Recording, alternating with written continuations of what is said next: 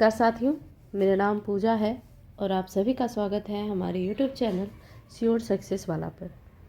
दोस्तों, आज की वीडियो में हम लोग एंशिएंट हिस्ट्री का जो अगला पार्ट है सिंधु घाटी सभ्यता, उसका पार्ट 2 करने वाले हम लोग। सिंधु घाटी सभ्यता पर एक वीडियो हमने पहले ही डाला हुआ है जिसमें इसके पहले के टॉपिक को कवर किया गया है।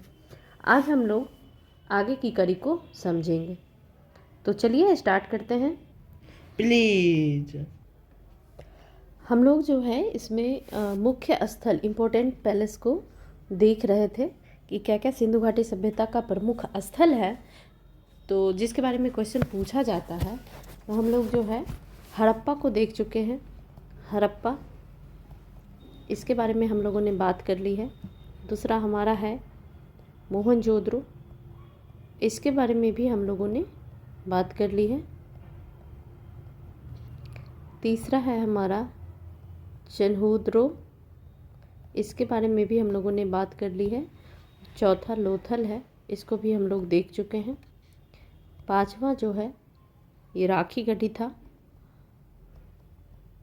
इसकी विशेषता भी हम लोग जान चुके हैं। और छठा था हमारा कालीबंगा, इसके बारे में थोड़ा सा मैं हिंट दे दूं। हड़प्पा सभ्यता जो है इसकी खोज 1921 में हुई थी दयाराम सैनी के नेतृत्व में।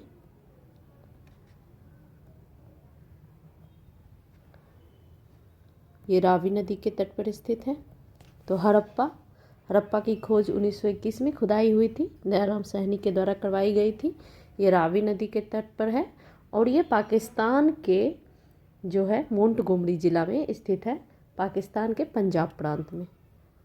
पंजाब, पाकिस्तान वाला पंजाब, तो पाकिस्तान के पंजाब प्रांत के मोंटगोमरी ज़िला में स्थित है। इतना इन्फॉर्मेशन बेसिक है इसके बारे में। इसके अलावा हमने पिछले वीडियो में अच्छे से इसको कवर किया है। मोहनजोदड़ो की बात करें तो मोहनजोदड़ो का जो है खुदाई ये 1922 ईस्वी में हुआ था और राखलदास बनर्जी के नेतृत्व में हुआ था। राखलदास बनर्जी सिंधु नदी के तट पर स्थित है।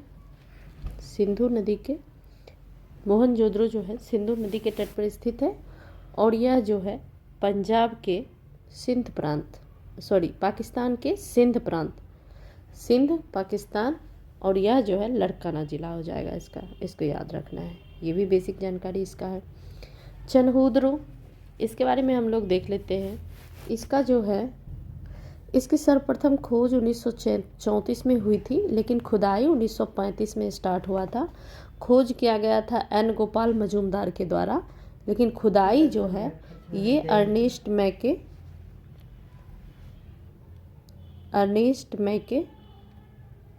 के द्वारा करवाया गया था। ये चन्हुद्रो है। अगला हमारा है लोथल। लोथल जो है गुजरात में स्थित है, गुजरात के अहमदाबाद ज़िले में, और यह भोगवा नदी के किनारे स्थित है। भोगवा नदी के किनारे इसको 1955 में खोजा गया था। 1955 में इसको खोजा गया था और इसकी खोज जो है, इसकी खुदाई जो है ये एस.आर. राव के द्वारा करवाई गई थी। एस.आर. राव। तो ये हमारा लोथल हो गया, गुजरात में स्थित है, भोगवा नदी के किनारे 1955 में, और एस.आर. राव के द्वारा। अब है राखी गढ़ी। यह हरियाणा हिसार में स्थित है। हरियाणा हिसार। और राखी गढ़ी जो है भारत का सबसे बड़ा सिंधु घाटी सभ्यता का स्थल है। सिंधु घाटी सभ्यता का सबसे बड़ा स्थल वैसे मोहनजोदड़ो है, लेकिन भारत में स्थित यदि पूछे तो ये राखी गढ़ी हो जाता है। उसके बाद कालीबंगा है। कालीबंगा राजस्थान में स्थित है। राजस्थान का हनुमानगढ़ जिला है, तो राजस्थान ये हो जाएगा। घग्गर नदी के किनारे स्थित है, घग्गर नदी के किनारे स्थित है। और इसकी खोज जो है 1951 में अमलानंद घोष जी के द्वारा की गई थी। अमलानंद घोष।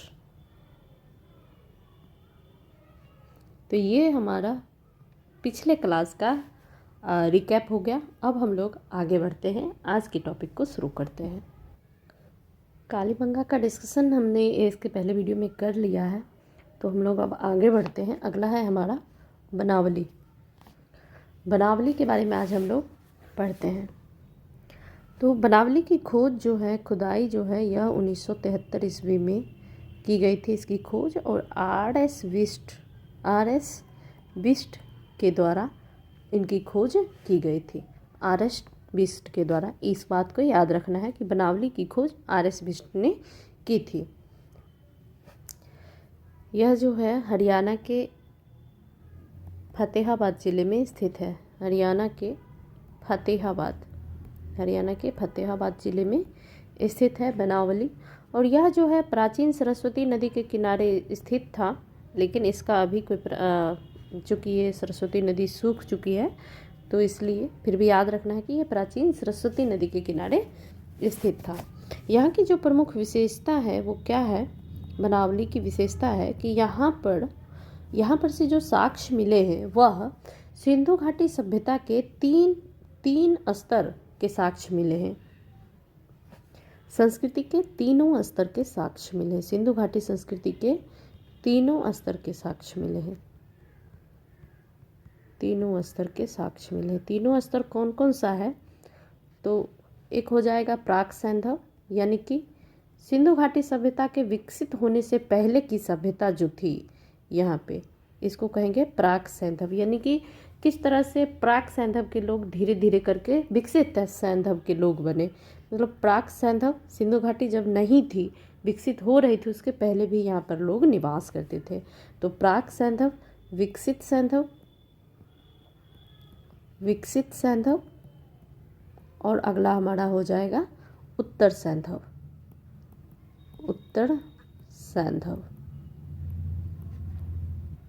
यहाँ से भी जो है मिट्टी के हल की प्रतिकृति मिली है। मिट्टी के हल की प्रतिकृति जो है बनावली से भी मिली है, और भी एक जगह से मिली, उसको आप लोग रिकॉल कीजिएगा। मिट्टी के हल की प्रतिकृति। इसके अलावा यहाँ से जौ के साक्ष्य भी मिले हैं। यहाँ से मिले हैं। बनावली एक ऐसा स्थल है जहाँ पे जल निकासी प्रणाली का अभाव था। बाकी सभी स्थल पर हम देखते हैं, सिंधु घाटी सभ्यता के जितने भी स्थल हैं वहाँ पे जल निकासी प्रणाली जो है वह विकसित अवस्था में थी, लेकिन बनावली एक ऐसा स्थल है जहाँ पर जल निकासी प्रणाली का अभाव था। तो इन बातों को हमें ध्यान में रखना है कि बनावली हरियाणा के फतेहाबाद ज़िले में स्थित है। 1973 में इसकी खोज आर.एस. बिस्ट के द्वारा की गई थी। प्राचीन सरस्वती नदी के किनारे स्थित है। इसकी विशेषता है कि यहाँ से जो सिंधु घाटी सभ्यता है उसकी संस्कृति के तीनों स्तर के साक्ष्य मिले हैं। प्राक सैंधव, विकसित सैंधव और उत्तर सैंधव। मिट्टी के हल की प्रतिकृति प्राप्त हुई है, जौ के साक्ष्य भी प्राप्त हुए हैं, और यहाँ पर जल निकासी प्रणाली का अभाव रहा है। इसको ध्यान में रखना है। आगे बढ़ते हैं। अगला है धौलावीरा। तो धौलावीरा जो गई थी, इसकी खोज जो है 1967 में जेपी जोशी के द्वारा की गई थी। जेपी जोशी के द्वारा धौलावीरा की खोज की गई थी। यह गुजरात के कच्छ जिले में स्थित है। ठीक है। यहाँ का नगर जो है वह 3 भागों में विभाजित था।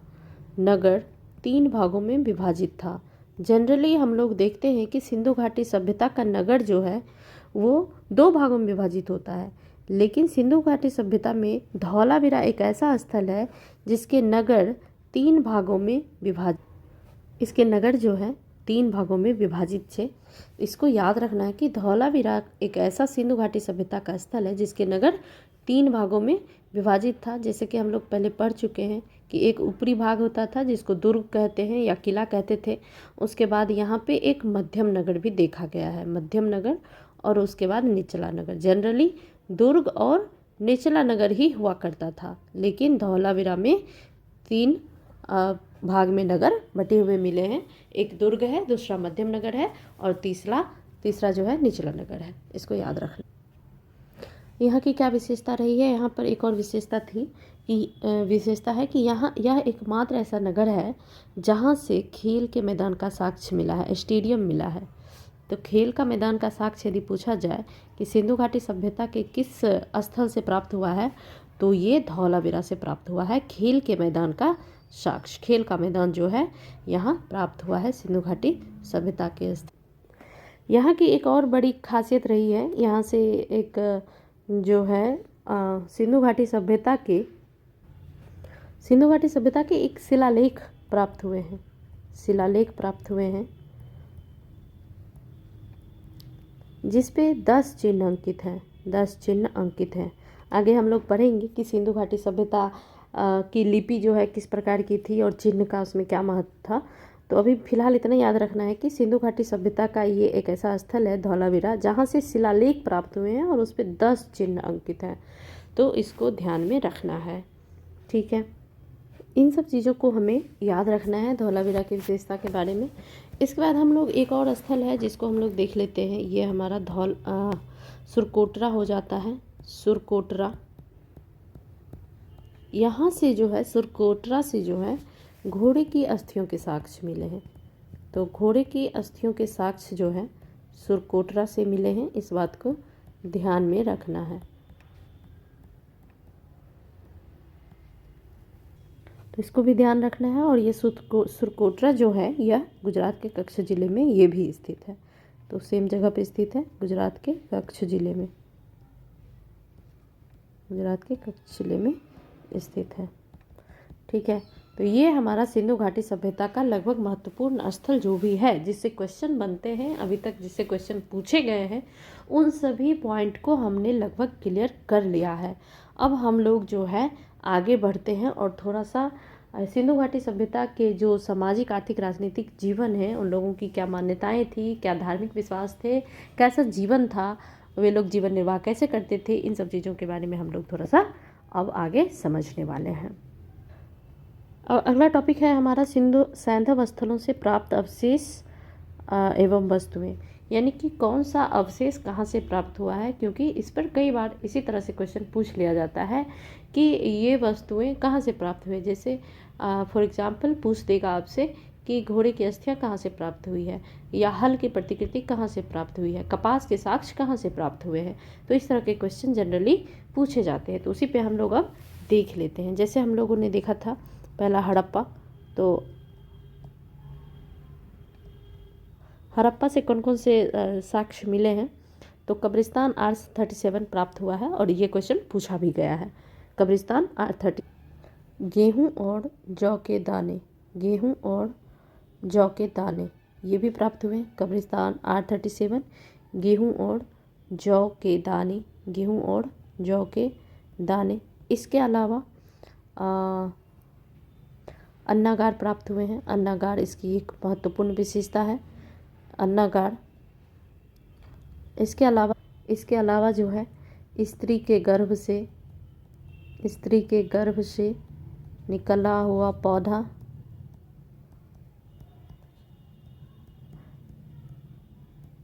इसके साथ ही स्वास्तिक एवं चक्र का साक्ष्य भी जो है यहाँ से प्राप्त हुआ है। तो इसको याद रखना है। इसके साथ ही यहाँ पे शंख का बैल भी प्राप्त हुआ है, शंख से बना हुआ बैल, शंख से बना बैल भी प्राप्त हुआ है हड़प्पा से। तो हड़प्पा बहुत ही महत्वपूर्ण सिंधु घाटी सभ्यता का स्थल है। दूसरा है हमारा मोहनजोदड़ो। मोहनजोदड़ो से क्या क्या प्राप्त हुआ है, मुख्य मुख्य चीज़ों को हम लोग देख लेते हैं। इसको याद रखने के दृष्टिकोण से ये आप लोग एक टेबल बना सकते हैं इसका, और इसको बार बार याद कीजिएगा, पढ़िएगा, बार बार देखिएगा तो ये याद हो जाएगा। यहाँ का जो सबसे बड़ा, सबसे भव्य जो स्थल है वो है बृहत स्नानागार, मोहनजोदड़ो का बृहत स्नानागार, बृहत स्नानागार। इसके अलावा जो है पशुपति की मूर्ति है। सूती कपड़ा के साक्ष्य भी यहीं से मिले हैं, सूती कपड़ा। इसके अलावा जो है पशुपति की मूर्ति, सूती कपड़ा, इसके अलावा कांस्य की नर्तकी इस सब के साक्ष्य मिले हैं। ईंट भट्ठों का अवशेष भी यहाँ पर मिला है। भट्ठों का अवशेष जो ईंट पकाने का काम करते थे वहाँ पे बहुत सी चीज़ें मिली है, क्योंकि ये सबसे बड़ा स्थल है। इसके अलावा मिट्टी का तराजू,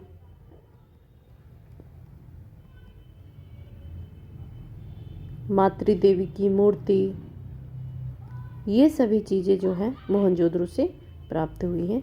और क्वेश्चन जितना प्रैक्टिस इस पे होगा उतना ये क्लियर होगा, तो आप लोग इस पे क्वेश्चन ज़रूर प्रैक्टिस कीजिएगा। मातृ देवी की मूर्ति, ये सभी यहाँ के महत्वपूर्ण जो है साक्ष्य यहाँ से प्राप्त हुए हैं मोहनजोदड़ो से। अगला हम लोग देख लेते हैं कालीबंगा। कालीबंगा से क्या क्या मिला है, तो यहाँ से अग्नि वेदिकाओं के साक्ष्य मिले हैं।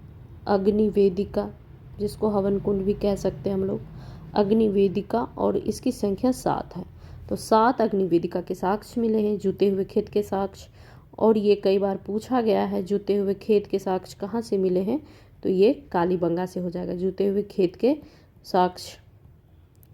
उसी तरह से कांच की चूड़ियाँ, कांच और मिट्टी की चूड़ियाँ, कांच और मिट्टी की चूड़ियाँ भी जो है कालीबंगा से मिला है, क्योंकि कालीबंगा का अर्थ ही होता है काली चूड़ियाँ। तो इससे भी इसको याद रख सकते हैं कि मिट्टी की चूड़ियाँ कहाँ से मिला है, तो कालीबंगा से मिला है। ठीक है। मिट्टी के मनके के भी साक्ष्य मिले हैं। मिट्टी के मनके, यहाँ से बेलनाकार मुहरे, ये एक महत्वपूर्ण चीज़ है। बेलनाकार मुहर, जनरली चौकोर मुहर प्राप्त होती थी, सब जगह से हुई है, लेकिन यहाँ पर बेलनाकार मुहरें प्राप्त हुई है, तो ये अलग है, इसको हम लोग याद रखेंगे। ये हमारा कालीबंगा हो गया। अगला हम लोग एक और जो इम्पोर्टेंट स्थल है वो देख लेते हैं, लोथल। यहाँ से क्या क्या मिला है, तो लोथल जो है ये बंदरगाह नगर था। इस बात को हम लोगों को याद रखना है, बंदरगाह नगर था। बंदरगाह के साक्ष्य मिले हैं। यहाँ से धान के भी साक्ष्य मिले हैं, बाजरे के साक्ष्य मिले हैं। इसके अलावा मनका उद्योग का साक्ष्य मिला है। मनका उद्योग का साक्ष्य जो है यहीं से मिला है। तांबे का कुत्ता मिला है लोथल से, इसको ज़रूर याद रखिएगा, इस पर क्वेश्चन पूछा गया है। तांबे का कुत्ता कहाँ से मिला है, लोथल से मिला है। ठीक है। और दिशा मापक यंत्र, दिशा जानने वाला यंत्र भी जो है यहाँ से मिला है। इसके अलावा 3 युगल समाधियाँ भी यहाँ से मिली है। 3 युगल समाधियाँ, यानी कि जोड़े में लोगों को दफनाया गया था। 3 युगल समाधियाँ यहाँ से मिली है। और फारस की मुहर, ये सबसे इम्पोर्टेंट है। फारस की मुहर जो है ये लोथल से प्राप्त हुई है। तो इन सब चीज़ों को आपको ध्यान रखना है, कौन सी वस्तुएं, कौन से साक्ष्य कहाँ से प्राप्त हुए हैं। इसको 3-4 बार अगर लगातार आप लोग पढ़िएगा और एक टेबल बना के रख लीजिएगा, तो निश्चित रूप से ये आपको याद हो जाएगा, और ये आपके एग्ज़ाम में बहुत ही हेल्प करने वाला है, क्योंकि इससे बहुत सारे क्वेश्चन बने हैं, अभी तक पूछे गए हैं और आगे भी पूछे जाने की संभावना है। अब यहाँ पर हम लोग देखते हैं स्थल है और नदियों के नाम हैं, तो हम लोग देख लेंगे एक तरफ से एक टेबल बना के कि कौन सा स्थल किस नदी के किनारे स्थित है। एक बार फिर से हमारा रिवीजन हो जाएगा। यहाँ पे हड़प्पा है, ये रावी नदी के किनारे स्थित है। मोहनजोदड़ो सिंधु नदी के किनारे। तीसरा हमारा जो है चनहूदरो है। चनहूदरो यह जो है यह भी सिंधु नदी के किनारे है। तो हड़प्पा सिंधु नदी के किनारे, मोहनजोदड़ो सिंधु नदी, हड़प्पा रावी नदी के किनारे, मोहनजोदड़ो सिंधु नदी के किनारे, चनहूदरो ये भी सिंधु नदी के किनारे है। कालीबंगा है, ये घग्गर नदी के किनारे स्थित है। कालीबंगा घग्गर नदी के किनारे स्थित है। घग्गर नदी के किनारे स्थित है कालीबंगा। कोटदीजी यह सिंधु नदी के किनारे स्थित है। कोटदीजी सिंधु नदी के किनारे स्थित है। इसके बाद धौलावीरा है। धौलावीरा तो जनरली इस पे अभी क्वेश्चन पूछा नहीं गया है, लेकिन यह मानसर और मनहर 2 नदियों के बीच में स्थित है, किनारे नहीं स्थित है, 2 नदियों के बीच स्थित। इसके बाद हमारा बनावली है। बनावली, यह जो है प्राचीन सरस्वती नदी के किनारे स्थित है, जो कि अब सूख गई है। इसके बाद हमारा आलमगीरपुर है, आलमगीरपुर जो कि हमारा सिंधु घाटी सभ्यता का सबसे पूर्वी स्थल भी है, और यह हिंडन नदी के किनारे स्थित है, हिंडन नदी के किनारे स्थित है। इसके बाद रोपड़ है, रोपड़ जो है हमारा सतलज नदी के किनारे स्थित है, रोपड़ सतलज। इसके बाद मांडा है, जो कि सबसे उत्तरी स्थल है सिंधु घाटी सभ्यता का। यह चेनाब नदी के किनारे स्थित है, मांडा चेनाब नदी के किनारे स्थित है। इसके बाद जो है हमारा रंगपुर है, रंगपुर यह भादर नदी के किनारे स्थित है, भादर नदी के किनारे स्थित है। तो इन सब चीज़ों को हम लोगों ने देख लिया है। एक और स्थल था दायमाबाद महाराष्ट्र, दायमाबाद महाराष्ट्र जो कि सबसे दक्षिणी स्थल है सिंधु घाटी सभ्यता का। यह प्रवरा नदी के किनारे स्थित है। और इसमें हमारा एक और स्थल है जो महत्वपूर्ण है, लोथल, लोथल भोगवा नदी के किनारे स्थित है, लोथल भोगवा नदी के किनारे स्थित है। इसको आप लोगों को ध्यान में रखना है, कौन सा स्थल किस नदी के किनारे स्थित है। और ये कई बार इससे क्वेश्चन बन जाते हैं, कई बार पूछा गया है। ठीक, इसके बाद हम लोग थोड़ा सा हड़प्पाई लिपि के बारे में बात कर लेते हैं कि हड़प्पा सभ्यता के लोग कौन सी लिपि का प्रयोग करते थे। तो हड़प्पाई लिपि के बारे में बात कर लेते हैं। तो जो हड़प्पा सभ्यता की लिपि, वह भाव चित्रात्मक लिपि थी, भाव चित्रात्मक लिपि थी। चित्र के माध्यम से वो लोग लिखते थे, भाव चित्रात्मक लिपि थी।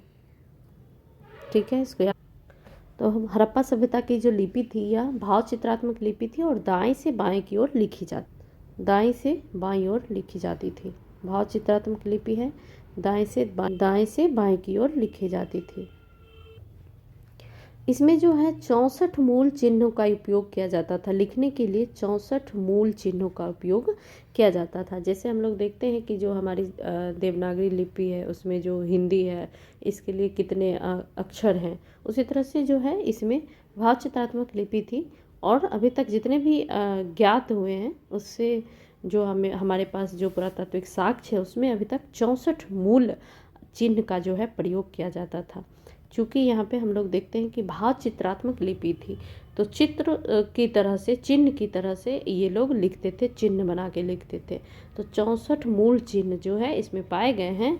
और जो है ये कहाँ पर अंकित मिले हैं, तो ज़्यादातर जो है ये मुहरों पर मिले हैं। और मुहरें जो इनकी होती थी वे सेल खड़ी से बनी हुई होती थी, सेल खड़ी से बनी हुई मुहरों पर जो है अंकित हुए हैं इनके लिपि। इस बात को हमें ध्यान रखना है। हड़प्पाई लिपि भाव चित्रात्मक लिपि थी, दाएं से बाईं ओर लिखी जाती थी। 64 मूल चिन्हों का प्रयोग किया गया है, 64 मूल चिन्हों का प्रयोग जो है किया गया है। और ये मुहरे पर अंकित मिलती हैं ज़्यादातर। और इस लिपि को हम लोग अभी तक पढ़ नहीं पाए हैं, पढ़ा नहीं जा सका है। ये महत्वपूर्ण है कि इस लिपि को अभी तक हम लोग पढ़ नहीं पाए हैं, पढ़ा नहीं जा सका है। इसको हम लोग अभी तक पढ़ नहीं। और सबसे ज़्यादा किसका प्रयोग किया गया है, किस चिन्ह का प्रयोग किया गया है, तो सबसे ज़्यादा बार जो है, सबसे ज़्यादा बार ये पूछा गया क्वेश्चन है, सबसे ज़्यादा बार जो है यू और मछली, यू और मछली चिन्हों का प्रयोग किया गया है, यू और मछली के चिन्ह का प्रयोग किया गया है। इस चीज़ को आप लोग ध्यान में रखिएगा। सबसे ज़्यादा बार यू आकार का प्रयोग हुआ है और मछली का चिन्ह प्रयोग हुआ है। ठीक है, सामाजिक जीवन। अब हम लोग यहाँ पे देखते हैं कि सिंधु घाटी सभ्यता का जो लिपि प्राप्त हुआ है हम लोगों को उसको अभी तक पढ़ा नहीं जा सका है। क्योंकि सामाजिक जीवन जो है वो जब तक हम किसी के बारे में कोई लिखित साक्ष्य नहीं है तब तक हम ये नहीं जान पाएंगे कि उनके ज़्यादातर सोचने का तरीका क्या था, वे क्या सोचते थे, क्या आध्यात्मिक दृष्टिकोण था, क्या समाज के लिए वो करना चाहते थे। इन सब चीज़ों के बारे में ज़्यादा साक्ष्य नहीं है, लेकिन वहाँ से जो चीज़ें प्राप्त हुई हैं, जो पुरातात्विक साक्ष्य हमें मिले हैं, उसी के आधार पर हम लोग थोड़ा बहुत पता लगा पाते हैं। तो हम लोग जैसे देखे हैं कि वहाँ से मातृ देवी की मूर्ति मिली है, तो हम लोग उससे अंदाज़ लगा पाते हैं कि वहाँ पर मातृ देवी की पूजा होती होगी। तो मातृ देवी की पूजा होती थी और इसी से हम लोग ये अंदाज़ा लगाते हैं कि यहाँ जो सत्ता होगी वो मातृसत्तात्मक होगी, मातृसत्ता होगी, मातृसत्तात्मक समाज होगा यहाँ पर। ठीक है, तो सिंधु घाटी सभ्यता का समाज कैसा था? तो मातृसत्तात्मक समाज था, और इसको इस बात पे अंदाज़ा लगाया गया क्योंकि यहाँ पर मातृ देवी की पूजा के साक्ष्य मिलते हैं। ठीक है, इसके अलावा हम लोग ये देखते हैं कि समाज में जो है पुरोहित, राजा का साक्ष्य ऐसा कोई नहीं मिला है, लेकिन पुरोहित का साक्ष्य मिला है। पुरोहित, व्यापारी, श्रमिक, इन सभी की मौजूदगी यहाँ से प्राप्त हुई है। ठीक है, यहाँ पर जो है पुरोहित, व्यापारी, श्रमिक वर्ग, इन सब वर्ग का साक्ष्य मिला है। साथ में योद्धा वर्ग का भी साक्ष्य मिला है, लड़ाई करने वाले लोगों का भी साक्ष्य मिला है। साथ ही यहाँ पर यह भी देखा गया कि स्त्री एवं पुरुष दोनों ही आभूषण धारण करते थे। सिंधु घाटी सभ्यता के स्त्री एवं पुरुष दोनों आभूषण धारण करते थे। स्त्री एवं पुरुष दोनों आभूषण धारण करते थे। लोग शाकाहारी और मांसाहारी दोनों भोजन करते थे। शाकाहारी एवं मांसाहारी दोनों प्रकार के भोजन ग्रहण करते थे। ठीक है, अब यहाँ पर हम लोग एक चीज़ ये देखें कि पुरोहित है, व्यापारी है, श्रमिक वर्ग है, योद्धा है, तो हम लोग देखते हैं कि समाज में कई वर्ग उपस्थित है। समाज एक जैसा नहीं है, समाज में जो है कई वर्ग उपस्थित है और आर्थिक विषमता भी है, यहाँ पर देखी गई है। समाज में कई वर्ग उपस्थित है, और ये कैसे है? तो आर्थिक परिस्थिति के कारण, जिनकी आर्थिक स्थिति अच्छी है, अच्छे हैं वो लोग, तो वो लोग यहाँ पर आर्थिक विषमता जो है देखने के लिए मिल जाती है। लोग शाकाहारी एवं मांसाहारी दोनों हुआ करते थे। लोग मनोरंजन के लिए चौपड़ और पासा, मनोरंजन के लिए लोग चौपड़ और पासा खेलते थे। मनोरंजन के आज के समय के जैसा बहुत ही व्यापक साधन नहीं हुआ करता था, तो उस समय में ये लोग जो है चौपड़ और पासा का खेल मनोरंजन के लिए खेलते थे, और ये पूछा गया क्वेश्चन है, पूछ दिया जाता है कई बार।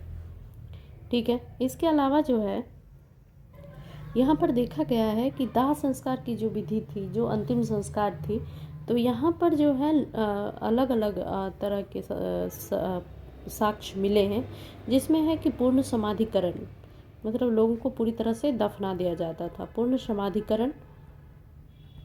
इसके अलावा आंशिक समाधिकरण और जो है दाह संस्कार का भी प्रचलन। यहाँ पे हम लोग देख पाते हैं कि सिंधु घाटी सभ्यता के लोग पूर्ण समाधिकरण, आंशिक समाधिकरण और दाह संस्कार पर विश्वास करते थे। दाह संस्कार की पद्धति उस समय में थी। लोग माप तौल करना भी जानते थे, माप तौल के लिए बाट, इस सब का साक्ष्य भी मिला है। माप तौल प्रणाली से अवगत थे, ग्रह नक्षत्र से भी अवगत थे, और धातु पिघलाना भी जानते थे। धातु निर्माण से भी, जैसे कांसे का हम लोग देखे हैं कि उन्होंने प्रयोग किया था, तो जो कि दो धातु से मिलकर बना होता है, तो धातु का निर्माण भी ये लोग जानते थे। और हम लोग को अभी तक जो भी साक्ष्य प्राप्त हुआ है सिंधु घाटी सभ्यता से, वहाँ से किसी बड़े युद्ध, किसी राजा के राजमहल, इन सब चीज़ों का साक्ष्य नहीं प्राप्त हुआ, किसी मंदिर का साक्ष्य नहीं प्राप्त हुआ है। तो हम लोग इससे इस बात का अंदाज़ा लगा पाते हैं कि वहाँ के लोग युद्ध में विश्वास नहीं करते थे और शांति प्रिय जीवन जीना चाहते थे, शांतिपूर्ण जीवन जीना चाहते थे, शांति प्रिय जीवन जीते थे वे लोग। ठीक है, तो यहाँ की सामाजिक विशेषता हो गई। आगे बढ़ राजनीतिक जीवन के बारे में हम लोग देखें तो यहाँ पर जो भी साक्ष्य मिले हैं, ऐसा राजनीति का कोई पूर्ण साक्ष्य नहीं मिला है कि लोग राजनीति करते थे या ऐसा कोई व्यवस्था था, इस तरह की चीज़ें नहीं मिली है। लेकिन चूँकि यहाँ पर किसी राजा के राजमहल का साक्ष्य नहीं मिला है, कोई राजा की मूर्ति या ऐसा कुछ नहीं मिला है, तो इससे ये पता लगता है कि यहाँ की व्यवस्था जो है राजतंत्र नहीं होके, राजतंत्रात्मक नहीं होके जनतंत्रात्मक थी। राजतंत्रात्मक ना होकर यहाँ पर समाज जो था वो जनतंत्रात्मक था। और ऐसा किसने कहा है? तो ऐसा एक प्रसिद्ध जो है इतिहासकार जो है उन्होंने कहा है, जिनका नाम है हंटर। हंटर के अनुसार मोहनजोदड़ो का शासन राजतंत्रात्मक ना होकर जनतंत्रात्मक शासन था। इस बात को ध्यान रखना है। और ये कथन पूछ भी सकता है कि किसने कहा था, तो हंटर ने कहा था कि जो सिंधु घाटी सभ्यता की जो समाज है वहाँ पे शासन जो है राजतंत्रात्मक ना होकर जनतंत्रात्मक शासन व्यवस्था थी। ये लोग व्यापार वाणिज्य करते थे और मध्यम वर्गीय जो लोग होते थे, जो व्यापार वाणिज्य में आगे निकल गए, जो व्यापार वाणिज्य करने में आगे निकल गए, वही लोग जो है वो शासन करने लगते थे। तो मध्यम वर्गीय शासन का भी यहाँ पर ये कंसेप्ट निकला है। तो जो लोग व्यापार वाणिज्य करते थे वही लोग शासन भी यहाँ पे करते थे। और ऐसा किसने कहा है, तो ऐसा जो है व्हीलर ने कहा है। इस बात को भी याद रखिएगा कि व्हीलर ने क्या कहा है, तो व्हीलर ने कहा है कि सिंधु घाटी सभ्यता के लोगों का शासन जो है वो मध्य वर्गीय जनतंत्रात्मक शासन है। मध्य वर्गीय, और मध्य वर्गीय लोग कौन होते थे, तो ये वही लोग होते थे जो व्यापार वाणिज्य करके पैसा कमा लिए थे, उनकी आर्थिक स्थिति सही थी। तो यही उनका राजनीतिक जीवन है। सिंधु घाटी सभ्यता में ज़्यादा राजनीतिक चर्चाएं, ज़्यादा राजनीति के साक्ष्य नहीं मिले। इसके बाद हम लोग देख लेते हैं आर्थिक जीवन, इकोनॉमिक लाइफ सिंधु घाटी सभ्यता के लोग। तो जैसा कि हम लोग जानते हैं कि सिंधु घाटी सभ्यता एक नगरीय सभ्यता थी। तो नगरीय सभ्यता में ऑब्वियस है कि यहाँ पे कृषि के स्थान पे जो है व्यापार वाणिज्य को प्राथमिकता दी जाएगी। तो ज़्यादातर लोग जो है व्यापार वाणिज्य का कार्य करते थे। और कृषि जो है यह उन्नत अवस्था में थी। कृषि उन्नत अवस्था में थी। व्यापार वाणिज्य भी बहुत ही फल फूल रहा था, बहुत ही विकसित स्थिति में थी। कृषि अधिशेष होता था जिसका व्यापार ये लोग किया करते थे। कृषि उन्नत अवस्था में थी, और जब भी कृषि उन्नत अवस्था में होगी तो हमें कृषि अधिशेष प्राप्त होगा। कृषि अधिशेष का मतलब कि जितना हम उपभोग करते हैं, उपभोग के अलावा बच जाना, तो जो बच जाएगा उसको क्या करेंगे, हम लोग बेचेंगे। तो उसके लिए व्यापार वाणिज्य ये लोग करते थे। इसके अलावा भी कई सारी चीज़ें हैं, जैसे हम लोग कारखानों का भी साक्ष्य मिला है, कपड़ा बनाने के, सूती वस्त्र बनाना ये लोग जानते थे। इन सब चीज़ों का साक्ष्य मिला है। तो इसके आधार पे हम लोग यहाँ पर देख सकते हैं कि आर्थिक जीवन इनका अच्छा था। अब व्यापार वाणिज्य की हम लोग बात करें तो सिंधु घाटी सभ्यता का व्यापार जो है केवल अपने आंतरिक व्यापार पर निर्भर नहीं था। ये केवल अपने देश में व्यापार नहीं करते थे, बल्कि इनका व्यापार जो उस समय की समकालीन जो सभ्यता थी, मिस्र की सभ्यता, मेसोपोटामिया की सभ्यता, तो इनसे भी इनका व्यापार होता था। मिस्र, मेसोपोटामिया और जो है मध्य एशिया से भी सिंधु घाटी सभ्यता के लोगों का व्यापार होता था। ठीक है, इसको याद रखना है, क्योंकि हम लोग ने देखा था इससे पहले कि भारत में जो है फारस की जो मुहरें हैं उसका साक्ष्य भारत में मिला है। तो फारस से मुहरें कैसे आएंगी, भारत क्यों आएंगी, तो वो व्यापार के जरिए ही आएंगी। इसलिए इसके अलावा जो है यहाँ पर एक साक्ष्य प्राप्त होता है सुमेरिया के शासक सारगोन के काल की एक मिट्टी की पट्टिका मिली है। सुमेरिया के शासक सारगोन हैं, जिनके समय की एक मिट्टी की पट्टिका मिली है, जिस पर जो है इस मिट्टी की पट्टिका पर क्या अंकित है, तो यहाँ पर अंकित है, यहाँ पर लिखा गया है कि मेसोपोटामिया का जो है व्यापार मेलुहा, ढिलमुन और मगन के साथ होता था। किसका व्यापार होता था, तो मेसोपोटामिया का व्यापार होता था। मेसोपोटामिया का व्यापार जो है मेलुहा, ढिलमुन और मगन के साथ होता था, जिसमें मेलुहा शब्द का प्रयोग जो है सिंधु घाटी सभ्यता के लिए किया गया है, और ये कई बार क्वेश्चन पूछा गया है। तो मेलुहा शब्द का प्रयोग जो है यह सिंधु घाटी सभ्यता के लिए कहा गया है। यहाँ पर माप तौल के लिए दशमलव प्रणाली का उपयोग किया जाता था। तो इसको याद रखेंगे, सिंधु घाटी सभ्यता में माप तौल के लिए दशमलव प्रणाली का उपयोग किया जाता था। इसको ध्यान रखना है हम लोगों को। सिंधु घाटी सभ्यता के लोग गेहूँ, जौ,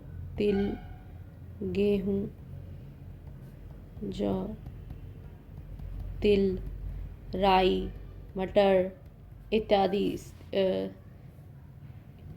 इन सब चीज़ों की खेती ये लोग किया करते थे और इसके साथ साथ ये लोग कपास भी पैदा करते थे। और कपास पैदा करने वाला जो है सिंधु घाटी सभ्यता के लोगों को मानवीय सभ्यता में सबसे पहला सभ्यता ऐसा कहा गया है जो कपास की खेती करना जानते थे। इनको ये श्रेय दिया जाता है कि ये लोग सिंधु घाटी सभ्यता के लोग जो हैं ये कपास पैदा करने वाले प्रथम व्यक्ति थे। ठीक है, इसके अलावा जो है कृषि कार्य में ये लोग पशुओं का उपयोग करते थे, जैसे बैल का उपयोग करते थे कृषि कार्य में। बोझ ढोने के लिए बैलों का उपयोग करते थे, तो पशुओं का भी ये लोग उपयोग करते थे। गोबर वाले बैल, भेड़, बकरी, हाथी, गाय, भैंस, गधे आदि का अनुमान यहाँ से जो है लगाया गया। तो ये यहाँ का आर्थिक जीवन हो गया। कृषि अधिशेष हुआ करते थे, कृषि विकसित अवस्था में थी, व्यापार वाणिज्य उद्योग निश्चित रूप से आगे उन्नत अवस्था में थे। इन सब चीज़ों को हम लोगों ने देख लिया, ये आर्थिक जीवन था। अब आगे बढ़ते हैं हम लोग।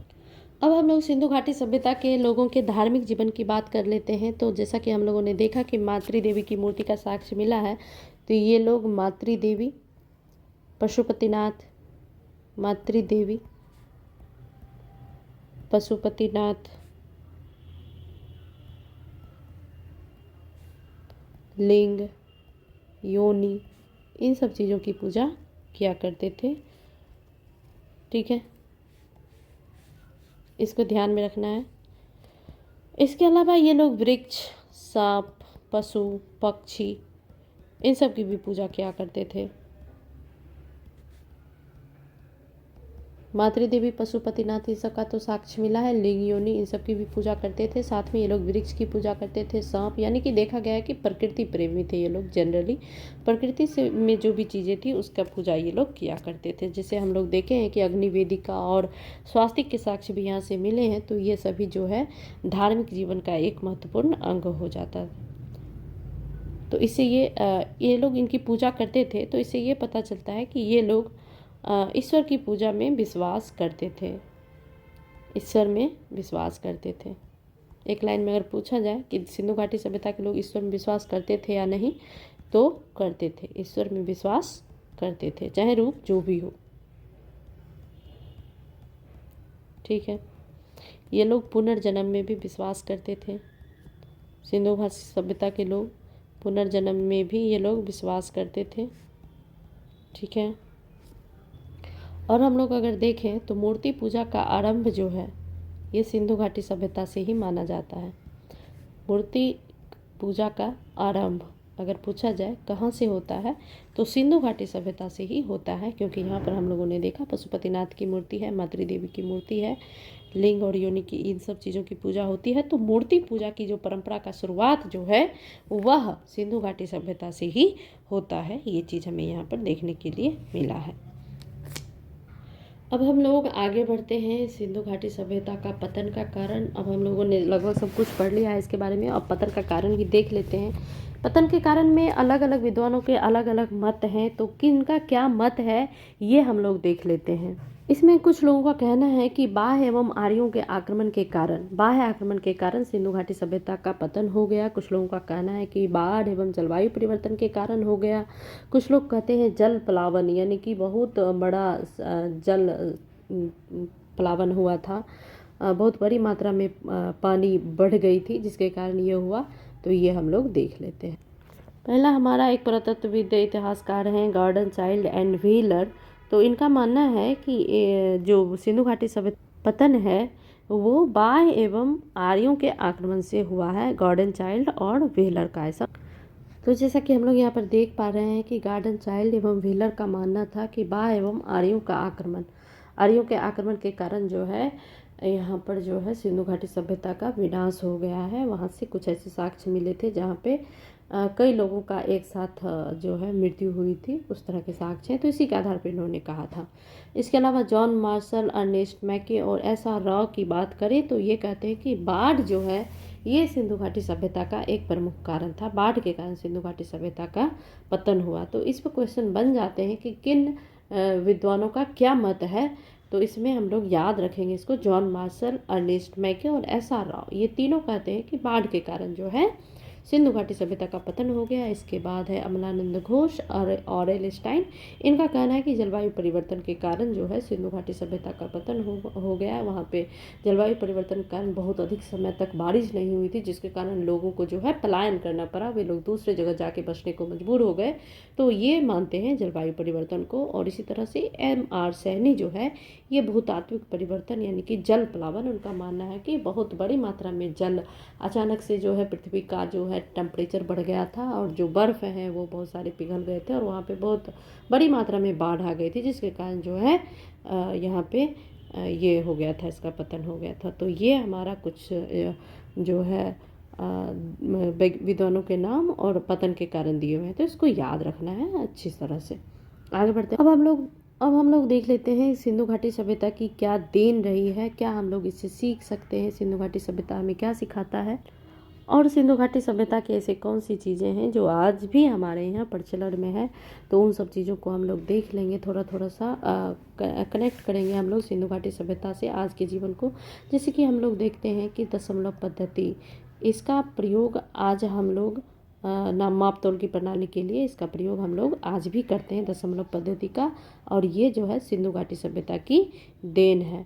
नगर नियोजन है, नगर नियोजन जिस तरह की उस समय में थी उस तरह का नगर नियोजन तो वस्तुतः हम लोग आज भी इतनी टेक्नोलॉजी होने के बाद भी नहीं कर पा रहे हैं। इतनी अच्छी नगर नियोजन की व्यवस्था थी, तो हम लोग नगर नियोजन के लिए सिंधु घाटी सभ्यता से सीख ले सकते हैं। सड़कों एवं नालियों की व्यवस्था के लिए भी यहाँ से सीख ले सकते हैं। सड़कों एवं नालियों का जो जल निकासी प्रणाली थी उसकी व्यवस्था के लिए भी हम सिंधु घाटी सभ्यता को से सीख ले सकते हैं। इसके बाद जो है बहुदेववाद, मतलब हम लोग देखते हैं कि यहाँ पे कई सारे देवताओं की पूजा होती है, मूर्ति पूजा होती है। तो ये सभी जो है मूर्ति पूजा, बहुदेव पूजा, तो ये सभी सिंधु घाटी सभ्यता की देन है। प्रकृति पूजा है, ये सभी ठीक है।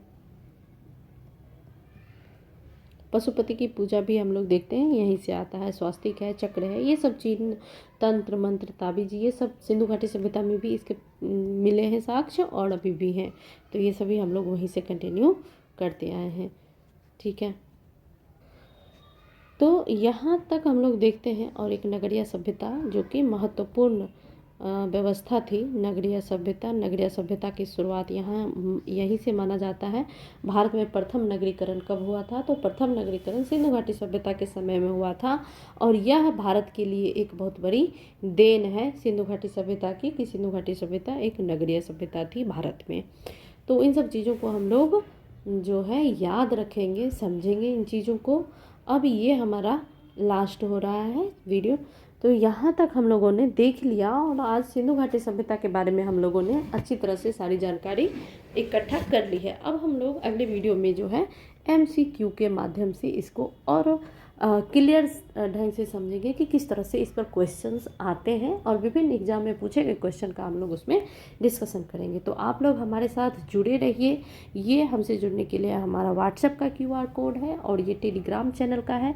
इसको स्कैन करके आप लोग हमारे टेलीग्राम चैनल के माध्यम से जुड़ सकते हैं। तो निश्चित रूप से आप लोग पढ़ते रहिए, आगे बढ़ते रहिए और हमसे जुड़े रहें। वीडियो आपको पसंद आए तो आप वीडियो को लाइक करें, चैनल को सब्सक्राइब करें और अपने दोस्तों के साथ शेयर करें। धन्यवाद।